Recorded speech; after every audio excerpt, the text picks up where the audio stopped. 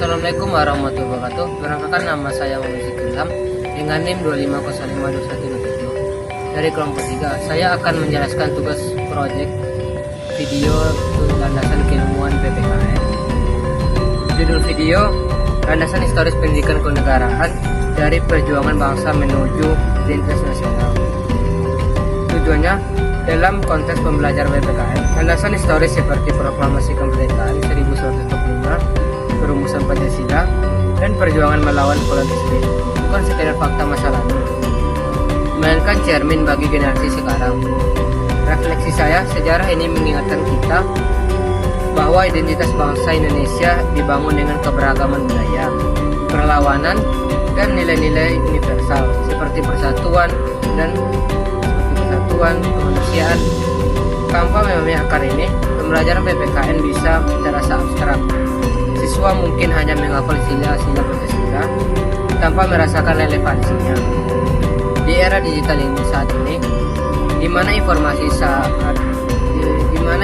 cepat dan sharing dapat, landasan historis membantu siswa menghubungkan masa lalu dengan tantangan masa kini.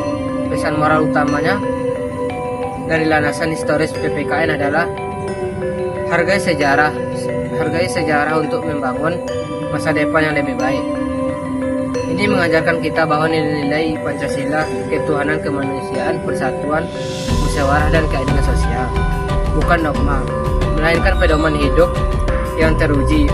Waktu pesan moral utama dari landasan historis PPKN adalah penutupnya menumbuhkan kesadaran terhadap pentingnya landasan historis PPKN untuk pembelajaran, melatih kemampuan berpikir kritis, kolaboratif, dan kreatif dalam mengaitkan PPKN dengan nilai sosial, menghasilkan karya video edukatif yang informatif dan inspiratif serta landasan historis PPKN. Perjalanan bangsa Indonesia menuju kemerdekaan bukanlah proses yang singkat.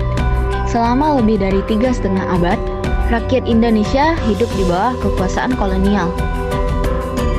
Penjajahan tidak hanya mengekang kebebasan fisik, tetapi juga menekan kesadaran politik dan kebangsaan masyarakat. Pada masa itu, masyarakat tidak mengenal hak politik, tidak memahami makna menjadi warga negara, dan belum memiliki identitas nasional yang kuat.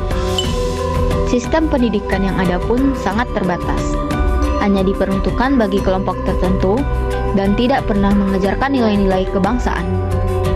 Keadaan inilah yang kemudian menjadi latar belakang munculnya kebutuhan akan pendidikan untuk membangun kesadaran. Awal abad ke-20 menjadi titik balik perubahan besar. Pada tahun 1908 muncul organisasi modern pertama di Indonesia, yaitu Budi Utomo. Kehadiran Budi Utomo menjadi simbol kelahiran semangat nasionalisme baru. Masyarakat mulai memiliki ruang untuk belajar, berdiskusi, dan memahami pentingnya persatuan.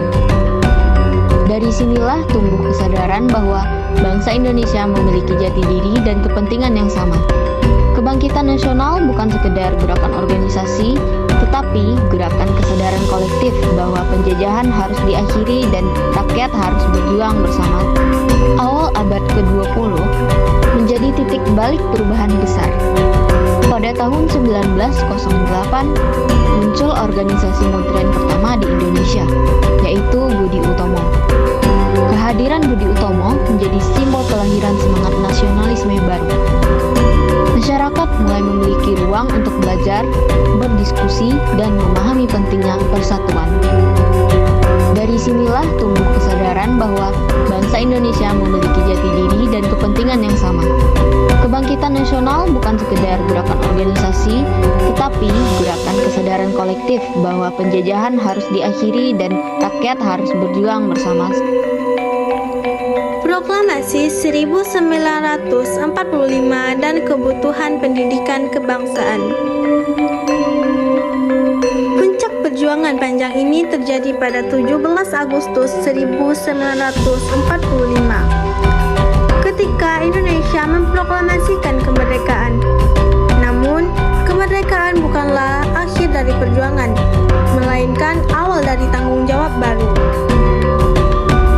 Para pendiri bangsa menyadari bahwa rakyat Indonesia perlu dibimbing untuk menjadi warga negara yang bertanggung jawab.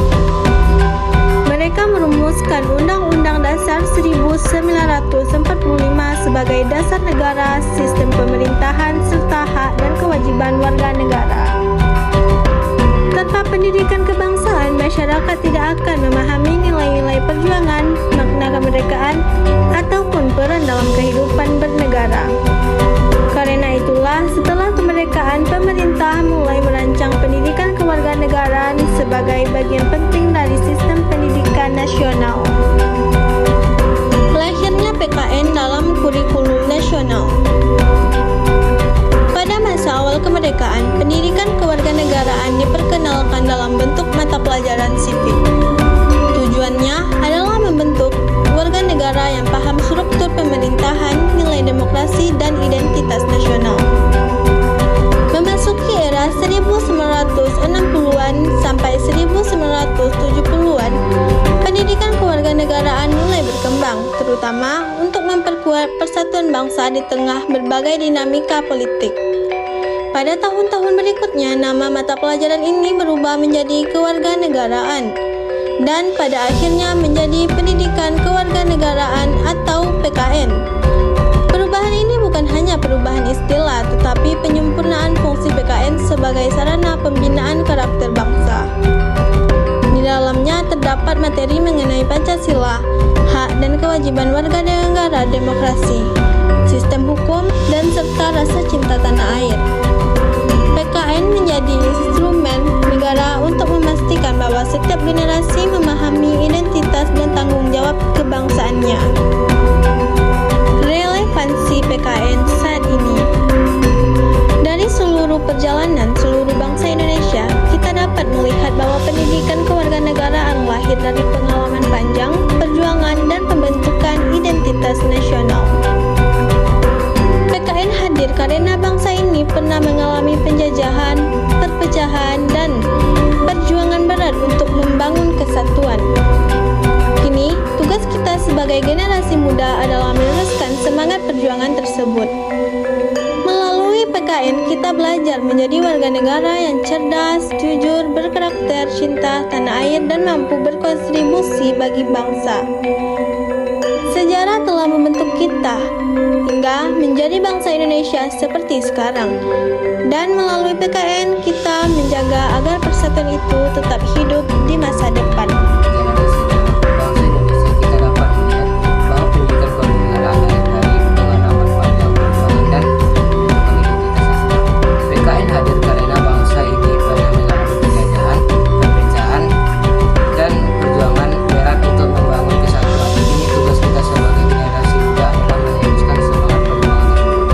PKN kita belajar